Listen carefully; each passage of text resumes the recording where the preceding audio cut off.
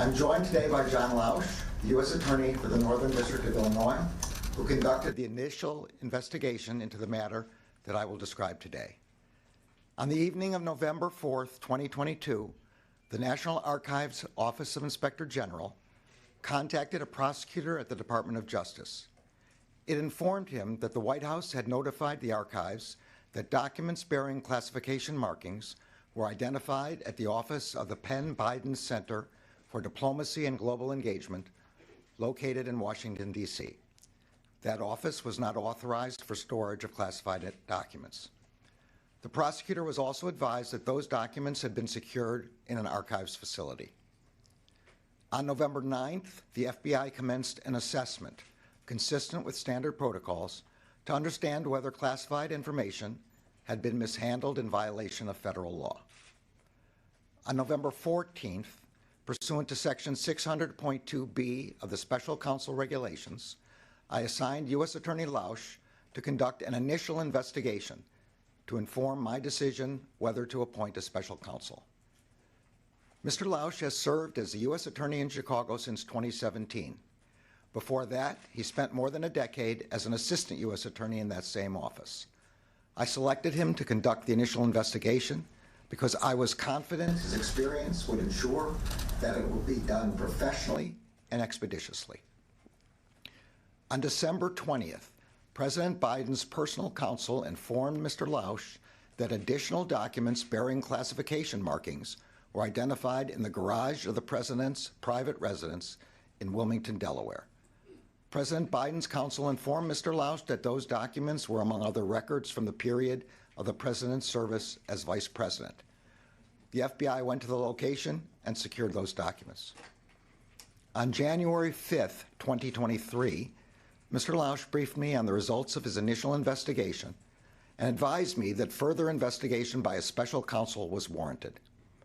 Based on Mr. Lausch's initial investigation, I concluded that, under the special counsel regulations, it was in the public interest to appoint a special counsel. In the days since, while Mr. Lausch continued the investigation, the department identified Mr. Herr for appointment as special counsel. This morning, President Biden's personal counsel called Mr. Lausch and stated that an additional document bearing classification markings was identified at the president's personal residence in Wilmington, Delaware. When I first contacted Mr. Lausch about this matter, he said he could lead the initial investigation, but would be unable to accept any longer-term assignment because he would be leaving the department in early 2023 for the private sector.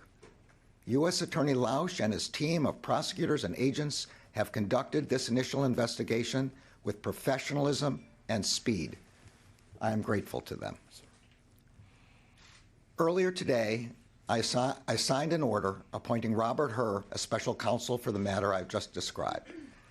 The document authorizes him to investigate whether any person or entity violated the law in connection with this matter.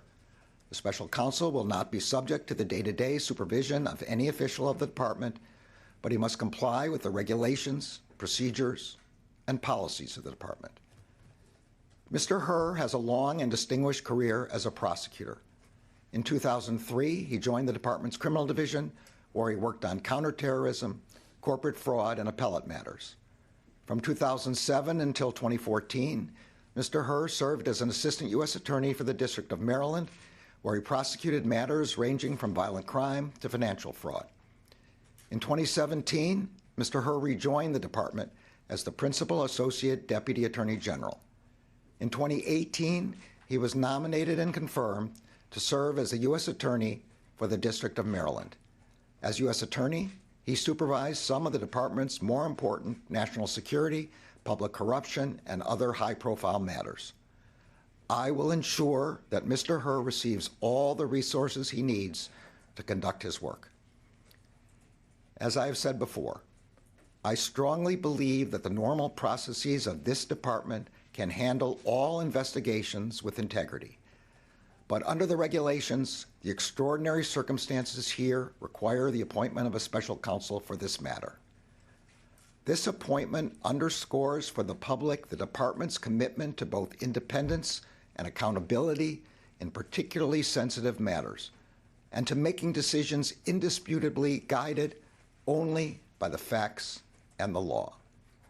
I am confident that Mr. Herr will carry out his responsibility in an even-handed and urgent manner and in accordance with the highest traditions of this department.